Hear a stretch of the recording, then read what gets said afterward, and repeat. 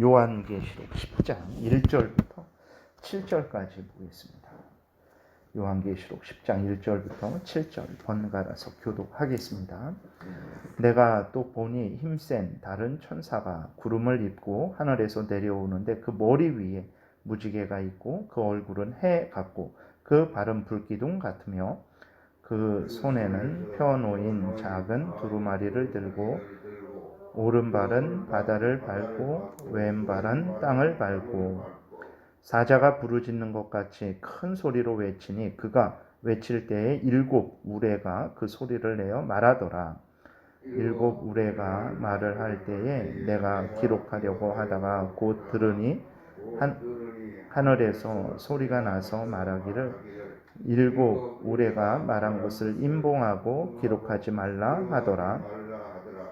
내가 본 바 바다와 땅을 밟고 서 있는 천사가 하늘을 향하여 오른손을 들고 세세토록 살아계시니 곧 하늘과 그 가운데 있는 물건이며 땅과 그 가운데 있는 물건이며 바다와 그 가운데 있는 물건을 창조하신 이를 가리켜 맹세하기를 이르되 지체하지 아니하리니 7째 천사가 소리내는 날 그의 나팔을 불려고 할 때에 하나님이 그의 종 선지자들에게 전하신 복음과 같이 하나님의 그 비밀이 이루어지리라 하더라. 아멘. 7절까지 읽었습니다. 기도드리겠습니다. 살아계신 하나님, 이 시간 하나님 말씀을 전하고 듣습니다. 성령께서 역사하셔서 우리를 향한 하나님의 뜻을 잘 깨달아 알게 도우소서. 하나님이 알려주신 대로 우리가 믿고 따르는 복된 신앙생활을 하게 도와주옵소서. 감사드리고 예수 그리스도의 이름으로 기도드렸습니다. 아멘. 이제 7째 나팔이 울리기 직전에 그러한 상황에 대해서 계속해서 이제 기록이 되어 있습니다. 1절부터 보게 되면 이제 세례 요한이 이제 또 힘센 다른 천사가 구름을 입고 하늘에서 내려오는 것을 보게 됩니다. 근데 이 천사의 모습이 또 이 천사가 하는 일이 매우 특이하죠. 그래서 예수 그리스도를 떠오르게 합니다. 그래서 이 천사를 이제 예수 그리스도를 나타내는 천사로 보기도 하고 아니면 그냥 이제 천사로 보기도 합니다. 근데 그 모습들이 아주 그 예수 그리스도를 나타내는 듯 합니다. 구름을 입었다 그랬어요. 1절에 구름을 입었다. 이건 예수 그리스도의 영광을 이제 표현하는 것이죠. 그래서 구약 때에도 하나님의 영광이 이제 나타날 때 그 영광을 표현할 때 구름이 가득했다. 그 성전에 구름이 가득했다라는 그러한 표현을 사용하기도 하죠. 머리 위에는 무지개가 있다. 하나님의 신실하신 약속을 언약을 이제 나타내는 것입니다. 그 얼굴은 해 같다. 영광스럽고 위엄이 충만하다라는 그러한 것을 의미하는 거죠. 그 발은 불기둥 같다. 하나님의 심판의 위용을 이제 드러내는 것입니다. 그리고 그 손에는 펴놓인 작은 두루마리를 들고 있다라고 그랬어요. 이게 5장 1절부터 나오는 인으로 봉해진 두루마리, 하나님의 심판의 책이죠. 하나님의 이 땅을 향한 하나님의 계획의 책입니다. 근데 이것이 인이 떼어졌죠. 인이 떼어져서 실행되고 있는 거잖아요. 지금 그래서 7째 인이 떼어졌고 또 이제 그 다른 표현으로 이제 6째 나팔까지 불려지게 된 거죠. 그래서 이 책이 펴져 있는 상태인 것을 우리가 보게 됩니다. 그 다음에 그 오른발은 바다를 밟고 왼발은 땅을 밟고 다시 말해서 온 세상을 다스린다라는 것을 의미하는 것이죠. 그리고 사자가 부르짖는 것 같이 큰 소리로 외치니 그래서요.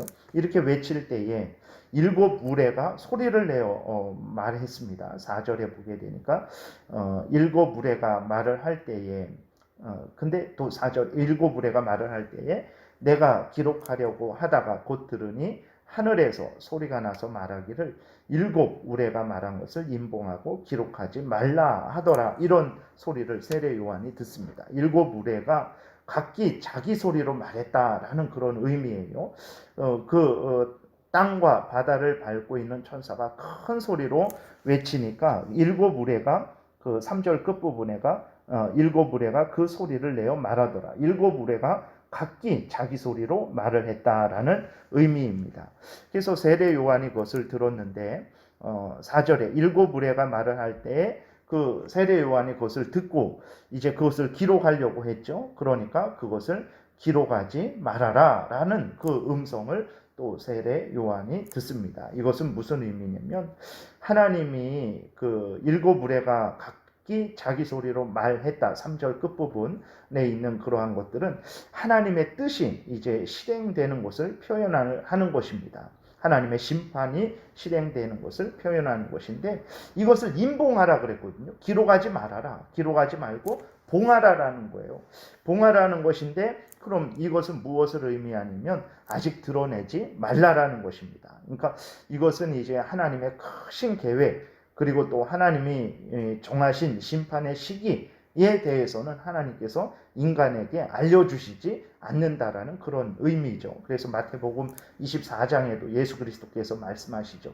그때와 시기는 아들도 모르고 오직 아버지만 아신다라는 것처럼 하나님이 우리들에게 하나님의 뜻을 알려주십니다. 십계명을 통해서 하나님이 하나님을 향해서는 어떤 마음과 태도로 살아야 되는지 또 인간들 서로 간에는 어떤 마음과 태도로 살아가야 되는지를 아주 분명하고 명확하게 알려주셨죠. 그리고 이 요한계시록도 이제 예수 그리스도의 초림부터 재림까지 그 모든 그 역사를 이제 우리에게 이런 요한계시록의 이러한 방식을 통해서 이러한 어떤 문학의 형식을 통해서 묵시문학의 형식을 통해서 우리에게 하나님의 뜻을 알려주시는 것입니다. 그래서 우리는 이 성경을 통해서 이제 하나님이 어떤 분이고 또 인간이 어떻게 범죄했고 왜 죽게 됐고 또 그런 상태에서 인간이 어떻게 구원 얻는지 그랬을 때 예수 그리스도가 하나님이 보내주신 구원자다라는 것을 알게 되고 그 예수 그리스도가 우리 대신 십자가에 못 박혀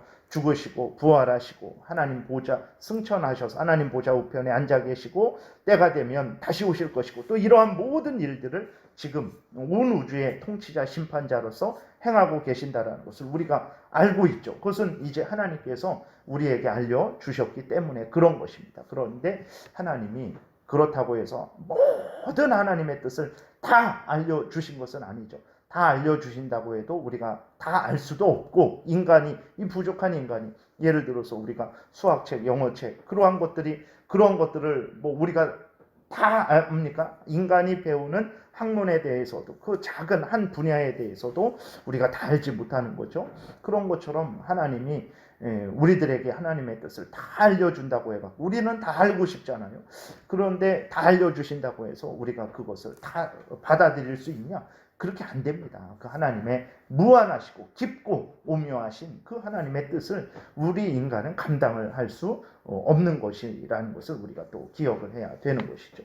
그래서 하나님이 그리고 또 하나님이 알려주시고자 하시는 것만 이제 우리에게 알려주시는 것입니다. 그랬을 때에 이제 하나님의 깊고 오묘하신 뜻에 대해서는 알려주시지 않죠. 예를 들어서 하나님이 창세 전에 선택을 하셨다.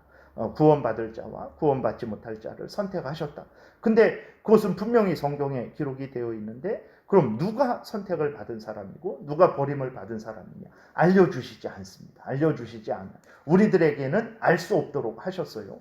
그런 것처럼 그래서 우리로 하여금 끝까지 함부로 사람을 판단하지 못하게 하시는 거죠. 그래서 우리가 할 일은 그저 복음을 전하고 그 사람이 예수 그리스도를 믿는다고 그 고백을 할 때 그것을 믿고 그 사람을 우리의 형제로 구원받은 사람으로 대할 수밖에 없는 거예요. 그러니까 그러한 하나님의 깊고 오묘하신 뜻들은 우리에게 어느 부분에 있어서는 알려주시지 않은 거예요. 오늘 그 본문에 있어서도 그것을 임봉하게 했다. 일곱 의뢰가 말하는 것을 이제 기록하지 말고 임봉해라. 그것을 이제 감추시라는 거죠. 드러내시지 말라라는 것입니다. 그랬을 때 우리는 이것을 이상하게 생각하고 엄청 궁금해하고 막 그러죠. 도대체 이게 일곱 의뢰가 말한 것이 뭔가? 도대체 이거 모르면 또 나중에 큰 문제가 생기는 거 아닌가? 이렇게 생각할 수 있지만 절대 아닙니다. 하나님은 우리에게 필요한 것들은 다 알려주십니다. 그래서 우리가 이렇게 예수 그리스도를 믿고 이렇게 하나님을 경외하고 신앙생활을 하는 거잖아요. 이것은 아직 우리가 알지 못해도 되는 그런 하나님의 깊으신 그러한 뜻에 대한 것을 이제 인봉하는 그런 차원의 의미이고, 또 앞에서 말씀드렸던 대로 마지막 그 심판의 시기, 그때와 시기에 대해서는 우리들에게는 알려주시지 않는 그러한 차원의 의미를 나타내는 것이라는 것을 우리가 기억해야 됩니다. 그렇기 때문에 이제 언제 어떻게 예수님이 재림하신다라고 이렇게 우리 그렇게 말하는 사람들은 아주 100번 잘못된 사람들이라는 것을 우리가 기억해야 됩니다. 이렇게 하나님께서 이러한 하나님의 깊으신 뜻에 대해서, 그리고 마지막 심판이 이루어지는 그것들에 대해서는 봉하셨어요. 그것을 알려주시지 않았는데, 어떤 능력 있는 사람들은 그것을 언제 어떻게 예수 그리스도께서 오신다, 어디에 오신다, 이런 것들을 말을 하죠. 그것은 그들이 하나님의 이 말씀을 따르고 있지 않다라는 증거가 된다라는 것을 우리가 기억해야 됩니다. 그래서 우리 신앙생활이라는 것은 어떤 것이냐, 하나님이 알려주신 것에 대해서는 다 받아들이고 믿고 따라야 됩니다. 그러나 하나님이 알려주시지 않았으면 그것이 우리에게 정하신 한계구나라는 것을 기억하고, 거기에 대한 이상한 호기심, 불안함, 이런 것을 가질 필요 없어요. 하나님이 그것을 알리지 말아라 라고 말씀하셨으면 그걸 알지 않는 그것이 우리에게는 복이 된다라는 것을 기억하고, 그렇구나, 이게 하나님의 뜻이구나 하고 알려주신 것에 대해서는 열심히 믿고 준행하되, 하나님이 그렇게 하지 않은 것에 대해서는 우리가 더 이상 하려고 하지 않는 것이 바른 신앙의 태도인 것입니다. 그래서 특별히 이렇게 이 사람은 이렇게 하는 거 보니까 마귀의 자식이고, 저 사람은 저렇게 하는 거 보니까 하나님의 자녀고, 물론 어느 정도는 우리가 그런 모습들을 보고 판단할 수 있지만, 사도 바울도 그렇죠. 그 다메섹 도상에서 예수 그리스도에 의해서 부름을 받기 전에는 사도 바울처럼 사탄의 종된 자가 어디 있습니까? 예수 믿는 사람들을 잡아다가 감옥에 가두고 때리고 핍박하고 배교하라고, 예수님을 저주하라고 그렇게 강요하고, 스데반은 죽어야 된다라고 찬성 투표를 해갖고 스데반이 돌에 맞아 죽게 하고, 그런 사탄의 앞잡이가 어디 있습니까? 그런 교회를 핍박하는 하나님의 원수가 어디 있습니까? 그러나 시간이 어느 정도 지나서 하나님이 정하신 때가 되니까 그 사도 바울이 가장 하나님의 큰 일꾼으로서, 예수 그리스도의 가장 큰 일꾼으로서 그 복음을 지중해 전 지역에 전하는 그 사명을 감당을 한 거죠. 그러니까 우리들이 어떤 하나님이 이러한 알려주지 않으셨다라는 것을 듣고 이게 뭘까? 이게 왜 그럴까? 이건 모르면 또 나중에 큰 문제 되는 거 아닌가? 그런 일 절대 없습니다. 우리에게 가장 적당하기 때문에 하나님이 이렇게 하신 것입니다. 그래서 알려주신 것, 성경을 통해서 알려주신 것에 대해서는 우리가 알아야 됩니다. 열심히 알려고 애쓰고 힘쓰고 알려주신 대로 믿고 따라야 되는 거예요. 그러나 알려주시지 않은 부분에 대해서는 과도한 호기심을 갖지 말아야 됩니다. 천국에 대해서 과도하게 하나님이 이 정도만 알려주셨단 말이에요. 근데 어떤 사람들은 보면 천국에 대해서 이 성경보다도 더 잘 알아요. 그런 것들이 다 잘못된 것들입니다. 예수님 오시는 시간에 분명히 예수님이 마태복음 24장에 내가 언제 어떻게 오는지 그건 아들도 모르고 천사들도 모르고 오직 아버지만 아신다 그랬는데, 어떤 사람들은 더 잘 알아요. 언제 어디에 오실지. 그건 다 잘못된 거예요. 그러니까 성경에서 말하는 것만 우리가 말하고 전하고 들으면 되는 거예요.